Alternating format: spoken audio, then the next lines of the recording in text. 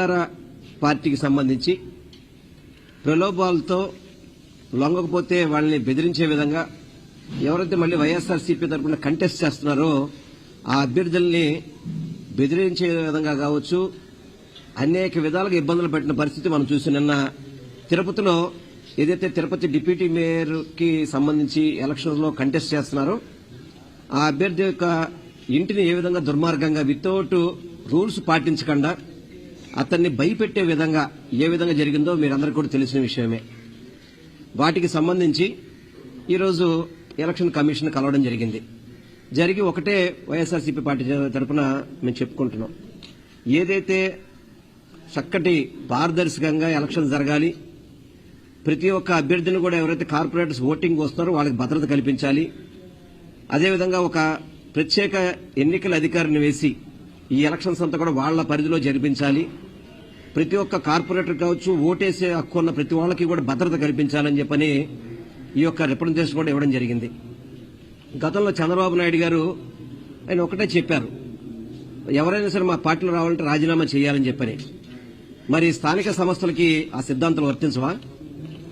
ఆ సిద్ధాంతాలు వర్తించవా అంటే రాజ్యసభలకి ఎమ్మెల్సీలకి మాత్రమే మీకు వర్తిస్తాయి సిద్ధాంతాలు, వీటికి వర్తించవా? ఎందుకు మీరు దొడ్డిదారున మీరు వాళ్ళని చేర్చుకుని ఎందుకు మీరు ఆ పదవులు పొందాలని చూస్తున్నారు? ఆ పదవులన్నీ కూడా వైఎస్ఆర్సీపీ పార్టీకి సంబంధించిన పదవులే కదా. ఎందుకు మీరు ద్వంద్వ వైఖరి అవలంబిస్తున్నారు? 165 సీట్లు గెలిచారు మీరు ఈ రాష్ట్రంలో.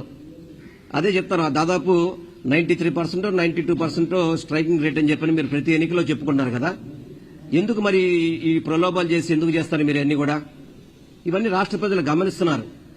ఎందుకంటే ఇంకా అధికార దాహం తీరలా వీళ్ళకి. ఇంకా స్థానిక సంస్థల్లో కూడా ప్రజల యొక్క వాణి వినిపించకుండా ఏదైతే సూపర్ 6 హామీలు కావచ్చు, ఎన్నికల ముందు చెప్పిన హామీలు ఏ ఒక్కటి కూడా వాళ్ళు అమలు చేసిన పరిస్థితి లేదు.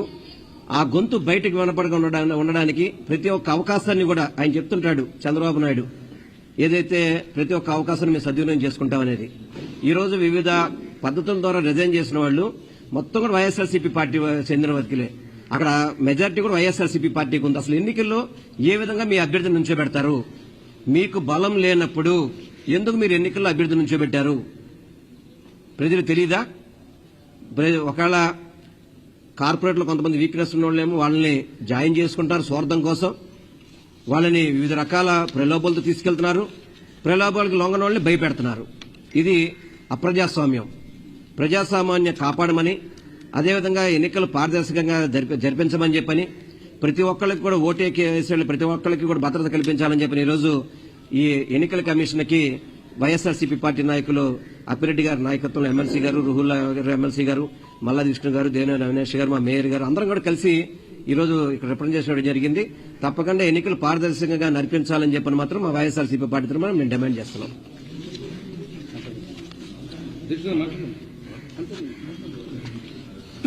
ఈరోజు వైఎస్ఆర్ కాంగ్రెస్ పార్టీ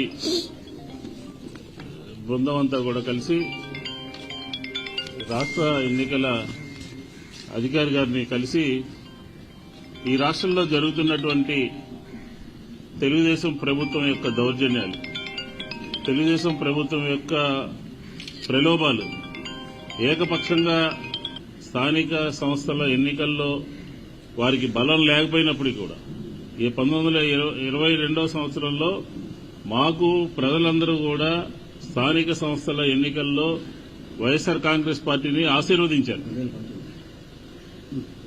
ఇలాంటి సందర్భంలో మీకు బలం లేకపోయినప్పటికీ కూడా మీకు ప్రభుత్వంలో ఉన్నాము అని చెప్పండి, దాన్ని దృష్టిలో పెట్టుకుని స్థానిక సంస్థల ఎన్నికల్లో మీరు ప్రలోభాల పరం, దౌర్జన్యాల పరం, శాంతి భద్రతల సమస్యల్ని మీరు శాంతి భద్రతను చేతిలోకి తీసుకుని ఈరోజు ఏలూరులో జరిగినా, లేకపోతే నూజివీడులో జరిగినా, నందిగామలో జరిగినా, తిరుపతిలో జరిగినా మీ ప్రభుత్వం యొక్క దౌర్జన్యాలు ఏ రకంగా స్థానిక సంస్థల ఎన్నికల్లో మీ యొక్క ఇంటర్ఫీరెన్స్ ఏ విధంగా ఉన్నదో స్పష్టంగా అర్థమవుతుంది.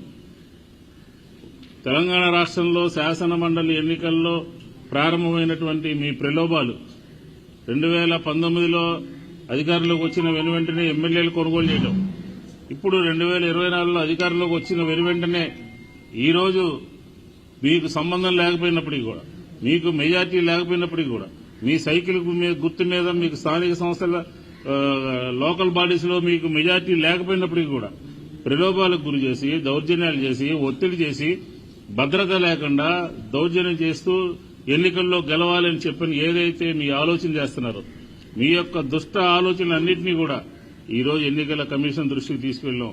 అప్పిరెడ్డి గారు కానీ, జిల్లా అధ్యక్షులు గారు, మేయర్ గారు కానీ, శాసనమండలి సభ్యులు కానీ, వెల్లంపల్లి శ్రీనివాసరావు మేమందరం కూడా కలిసి ఖచ్చితంగా ప్రతి కార్పొరేటర్ కి భద్రత కల్పించాలి అని చెప్పని కోరడం జరిగింది. పోలీసు యంత్రాంగం అధికార పార్టీకి ఒత్తసు పలకకూడదని చెప్పని కోరడం జరిగింది. అలాగే మేము ఆల్రెడీ వైఎస్ఆర్ కాంగ్రెస్ పార్టీ తరఫున విప్పు జారీ చేయడం జరిగింది. ఎవరైతే విప్పును ఉల్లంఘిస్తారో, ఎవరైతే రూల్ని ఉల్లంఘిస్తారో వాళ్ళ మీద వేటు వేయాలని చెప్పని కూడా ముందస్తుగా మేము కోరడం జరిగింది. కాబట్టి ఈ రాష్ట్రంలో దౌర్జన్యాన్ని ఆపాల్సినటువంటి బాధ్యత, హింసని చెలరేకుండా చూడాల్సినటువంటి బాధ్యత, దౌర్జన్యం చేస్తున్నటువంటి వారిని పోలీసు యంత్రాంగం అరికట్టాల్సినటువంటి గురుతరమైనటువంటి బాధ్యత పోలీసు వ్యవస్థ మీద ఉంది. వాళ్ళని నిమ్మకు నీరెత్తినట్టు చూస్తూ, వ్యవస్థలన్నింటినీ నిర్వీర్యం చేస్తూ, కమిషనర్లందరూ కూడా చేతులెత్తేసి ఈరోజు మా కార్పొరేటర్లకి, నేను చెప్పినటువంటి ప్రాంతాల్లో ఉన్నటువంటి కార్పొరేటర్లకి, కౌన్సిలర్లకి భద్రత లేకుండా ఏ విధంగా దౌర్జన్యం చేస్తారని చెప్పిన వైఎస్ఆర్ కాంగ్రెస్ పార్టీ అడుగుతా ఉంది. ఈ విధానానికి స్వస్తి పలకాల్సినటువంటి అవసరం ఉంది. మీకు మెజార్టీ లేకపోయినా, మీ గుర్తు మీద గెలవకపోయినా మీరు మేయర్ని, డిప్యూటీ మేయర్ని స్వాధీనం చేసుకోవాలని, కౌన్సిలర్ని, వైస్ చైర్మన్ని స్వాధీనం చేసుకోవాలని చెప్పని మీ దుష్ట ఆలోచనకి పులి స్టాప్ పెట్టాల్సినటువంటి అవసరం ఉంది. మీరు ప్రభుత్వంలో ఉంటే కేంద్రాన్ని ఒప్పించి ఆంధ్రప్రదేశ్ కి నిధులు తీసుకురావాల్సిన అవసరం ఉంది. దాంట్లో మీరు ఏ విధంగా ఫెయిల్యూర్ అయ్యారో నిన్న మనందరికీ కళ్ళ కట్టినట్టు కనబడింది. అలాగే ఆంధ్రప్రదేశ్ సంబంధించినటువంటి ఇంకా అనేక సమస్యలు ఉన్నాయి. మీరు ఎన్నికల్లో ఇచ్చినటువంటి హామీలున్నాయి. దాన్ని ఏ రకంగా మీరు తొంగలో తొక్కుతున్నారో మీరు నిన్న మాట్లాడినా, మొన్న మాట్లాడినా, ఈ మధ్యకాలంలో మాట్లాడినా అన్ని కూడా అర్థమవుతున్నాయి. కాబట్టి మీ అధికార దుర్వినియోగానికి ఫుల్ స్టాప్ పెట్టాల్సినటువంటి అవసరం ఉన్నది. అందుకనే ఈరోజు మేము ఎన్నికల అధికారి గారిని కలిసాం, కమిషనర్ గారిని కలిసాం. ఈ రాష్ట్రంలో జరుగుతున్నటువంటి అన్యాయాలు, దౌర్జన్యాలు, దమనకాండలు, కార్పొరేట్ల మీద దౌర్జన్యము, ప్రలోభ పెట్టడము, ఇవన్నింటినీ కూడా ఫుల్ స్టాప్ పెట్టాలి. లేదంటే రాబోయే రోజుల్లో గవర్నర్ గారిని కూడా కలుస్తాం. ఎంతవరకైనా సరే వైఎస్ఆర్ కాంగ్రెస్ పార్టీ పోరాటం చేస్తుంది అని చెప్పని కూడా ఈ సందర్భంగా తెలియజేస్తాం.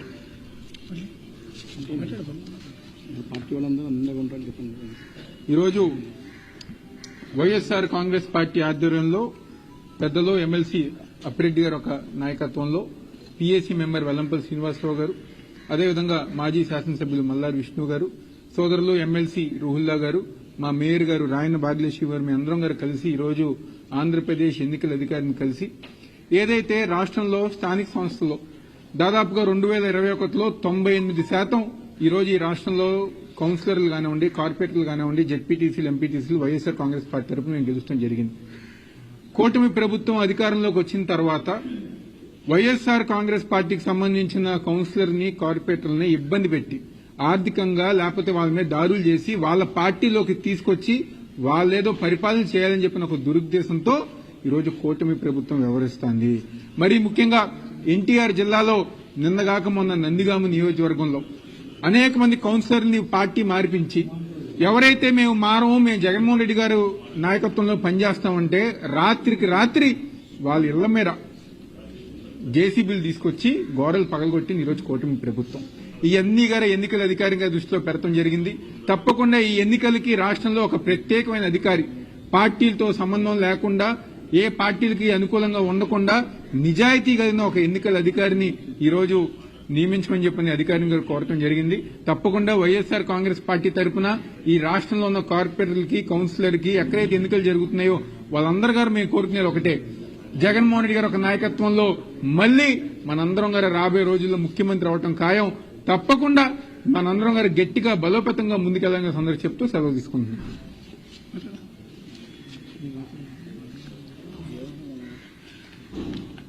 అందరికీ నమస్కారం. ఈరోజు ఏదైతే రాష్ట్ర వ్యాప్తంగా పలు జిల్లాల్లో కానీ, పలు ప్రాంతాల్లో కానీ డిప్యూటీ మేయర్లు, చైర్మన్లు, కౌన్సిలర్లు గత కాలంలోన కొన్ని పరిస్థితుల వల్ల వాళ్ళు రాజీనామా చేసిన, కొంతమంది చనిపోయిన వాళ్ళు, అలాగే కొంతమంది రాజీనామా చేసిన వాళ్ళు, ఇలాగా పలు రకాలుగా ఏదైతే సీట్లు ఖాళీగా ఉన్నాయో అన్నిటికీ ఈరోజు ఎలక్షన్ అన్నది వస్తుంది అన్న తరుణంలోన ఈరోజు కార్పొరేటర్లని ప్రలోభ పెట్టడము, భయపెట్టడము, బెదిరించటము చాలా దారుణమైన విషయం. ఎందుకంటే ఒక సింబల్ మీద గెలిచి ఆ సింబల్ కి అనుగుణంగా ఉండకుండా, ఆ పార్టీకి అనుగుణంగా ఉండకుండా ఆ పార్టీ అధినేత ఈరోజు ఒక రాజకీయ భిక్ష పెట్టిన పార్టీని వదిలి వేరే పార్టీల్లోకి వెళ్లి ఈరోజు ఏ రకంగా కార్పొరేటర్లు కొంతమంది వెళ్తున్నారు, వాళ్ళందరికీ రాబోయే రోజుల్లోన ప్రజలే బుద్ధి చెప్తారు. కానీ ఉన్న కార్పొరేటర్లని ఈరోజు ప్రతిపక్షంలోన మేము ఉంటే ఈరోజు మమ్మల్ని పూర్తి స్థాయిలో స్థానిక సంస్థ ఎన్నికల్లోన 98% 2021లో మేము గెలవడం జరిగింది. అటు పంచాయతీలు గాని ఇటు కార్పొరేషన్లు గాని పూర్తి స్థాయిలో వైఎస్ఆర్సీపీ పార్టీనే ఇంకా ఉండటం మెజారిటీలోన అందరికీ తెలిసిన విషయమే. కానీ ఈ రోజు పూర్తిగా ప్రలోభ పెట్టి వాళ్ళని భయపెట్టి బెదిరించి ఈ రోజు కార్పొరేటర్లని తీసుకెళ్లటం గాని కౌన్సిలర్లను తీసుకెళ్లటం గాని చేస్తున్నారు. ఇది చాలా దారుణమైన విషయము.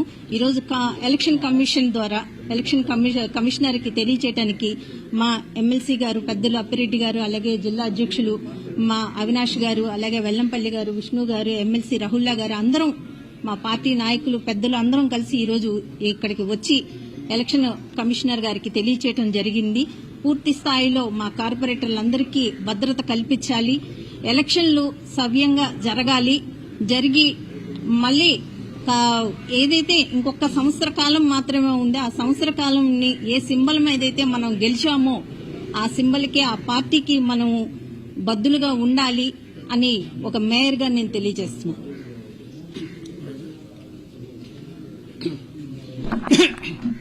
అందరికీ నమస్కారం. ఈరోజు ఎన్నికల కమిషన్ గారిని కలిసి రేపు 3వ తారీఖున ఈ రాష్ట్రంలో జరుగుతున్నటువంటి 3 కార్పొరేషన్ల డిప్యూటీ మేయర్ల ఎన్నికకి సంబంధించి, అదేవిధంగా మున్సిపాలిటీకి సంబంధించి చైర్మన్, వైస్ చైర్మన్ల ఎన్నికలు 7 చోట్ల, అంటే మొత్తం 10 చోట్ల రేపు జరుగుతున్నటువంటి ఈ స్థానిక సంస్థల ఎన్నికల్లో తెలుగుదేశం ప్రభుత్వం అప్రజాస్వామికంగా ముందుకు సాగుతున్నటువంటి వైనం పైన ఈరోజు కమిషనర్ గారిని కలిసి మేము ఒక రిప్రజెంటేషన్ పార్టీ పరంగా ఇవ్వడం జరిగింది. నేను ఒక్కటే సూటిగా అడగదలుచుకున్నాం, ఎందుకంటే కమిషనర్ గారికి కూడా చాలా స్పష్టంగా చెప్పాం. ఈ 10 స్థానిక సంస్థల్లో కూడా వైఎస్ఆర్ కాంగ్రెస్ పార్టీ గెలిచి వివిధ కారణాల చేత రాజీనామాలు చేయటమో లేకపోతే చనిపోయినటువంటి సందర్భాల్లోనూ జరుగుతున్నటువంటి ఉప ఎన్నికలు ఇవి. 10 చోట్ల కూడా వైఎస్ఆర్ కాంగ్రెస్ పార్టీ 90% పైచిలకు అభ్యర్థులు గెలిచినటువంటి సందర్భం కూడా ఉన్నటువంటి పరిస్థితులు. ఇటువంటి పరిస్థితుల్లో సంఖ్యాపరంగా తెలుగుదేశానికి గెలిచే అవకాశాలు ఎక్కడా కూడా లేనటువంటి పరిస్థితులు ఉన్నాయి. ఎందుకు చెప్తున్నా అంటే సంఖ్యాపరంగానే మాట ఎందుకు చెప్తున్నా అంటే ఈ మధ్యకాలంలో చంద్రబాబు నాయుడు గారు మాట్లాడుతూ ఉన్నారు. సంఖ్యాపరంగా మాకు బలం లేనటువంటి పరిస్థితుల్లోనే మేము ప్రలోభాలకు లోను చేయకూడదు, ప్రజాస్వామ్యాన్ని నమ్ముకున్నామనే రీతిలో శాసనమండలి ఎన్నికల్లో ఆయనే సాక్షాత్తు మాట్లాడినటువంటి పరిస్థితి సందర్భంగా గుర్తు చేస్తా ఉన్నాం. ఎందుకు ఇవాళ కక్కిరక్కుడికి ఆశపడుతున్నారని అడుగుతా ఉన్నాం. మీకు తెలుసు మీ అభ్యర్థులు లేరని, మీ క్యాండిడేట్లు లేరని, మీకు సంబంధించినటువంటి ప్రతినిధులు లేరని తెలిసినప్పుడు కూడా ఎందుకు ఎన్నికల్లో మీరు పోటీకి పెడతా ఉన్నారు? మీరు ప్రజాస్వామ్యాన్ని అపహాస్యం పాలు చేస్తారని అడుగుతా ఉన్నా. మేము అందుకనే ఇవాళ మాకు ఎన్నికల కమిషన్ దిక్కు, ఎందుకంటే ప్రజాస్వామ్యం అపహాస్యం పాలు చేసే రీతిలో కమిషనర్ గారికి చాలా స్పష్టంగా చెప్పాం. ఎన్నికల ప్రక్రియ నిజాయితీగా జరిపించాల్సినటువంటి అవసరం ఉంది. అభ్యర్థుల పేర్లు ప్రకటిస్తేనే ఇళ్లకెళ్లి ఇల్లుని బుల్డోజర్ సంస్కృతి వల్ల రాష్ట్రంలో అక్కడక్కడ దేశంలో అక్కడక్కడ వింటా ఉంటాం. బుల్డోజర్ సంస్కృతి ఈ రాష్ట్రంలో తిరిగి చంద్రబాబు నాయుడు గారి నేతృత్వంలో కూటమి ప్రభుత్వం ఇక్కడ కూడా బుల్డోజర్ సంస్కృతి తీసుకొచ్చింది. ఆల్రెడీ బుల్డోజర్ తీసుకొని ఇళ్లు కొలగొడతారా, గోడలు కొలగొడతారా? అంటే మీ పార్టీకి వ్యతిరేకంగా పోటీ చేస్తే బెదిరిస్తారా? ఓ పక్క పార్టీ పరంగా బెదిరిస్తా ఉన్నారు, మరో పక్క పోలీసుల ద్వారా బెదిరిస్తా ఉన్నారు. ప్రజాస్వామ్యాన్ని ఏ దిశగా మీరు తీసుకెళ్లాలని ప్రయత్నం చేస్తా ఉన్నారు? మాకేమి 10 స్థానిక సంస్థల ఎన్నికల్లో గెలుపోవడంతోనే ఈ రాష్ట్రంలో రాజకీయ పరిణామాలు మారవు. కానీ మేము కోరుకున్నది ప్రజాస్వామ్యబద్ధంగా ఎన్నికలు జరగాలని, ప్రజాస్వామ్య విలువలను కాపాడాలని. 40 సంవత్సరాలు రాజకీయ చరిత్ర, రాజకీయ ఇండస్ట్రీ అని చెప్తా ఉంటారు. 40 సంవత్సరాల రాజకీయ ఇండస్ట్రీ ఇదేనా? అప్రజాస్వామ్యంగా ఈ ఎన్నికల ప్రక్రియని అపహాస్యం పాలు చేసే రీతిలో, ఎందుకంటే డైవర్ట్ రాజకీయాల కోసం ఇవాళ తెలుగుదేశం చంద్రబాబు నాయుడు చేస్తున్నటువంటి ఈ ప్రక్రియలను ఆపాలి. ప్రతి కార్పొరేటర్ కి, ప్రతి కౌన్సిలర్ కి, ఓటు కలిగినటువంటి ప్రతి ఒక్కరికి కూడా భద్రత కల్పించాలా, ప్రత్యేకమైనటువంటి అధికారులు నియమించాలా, నిష్పక్షపాతంగా ఈ ఎన్నికలు నిర్వహించాలని చెప్పి ఎన్నికల కమిషనర్ కలిసి మేము చెప్పడం జరిగింది.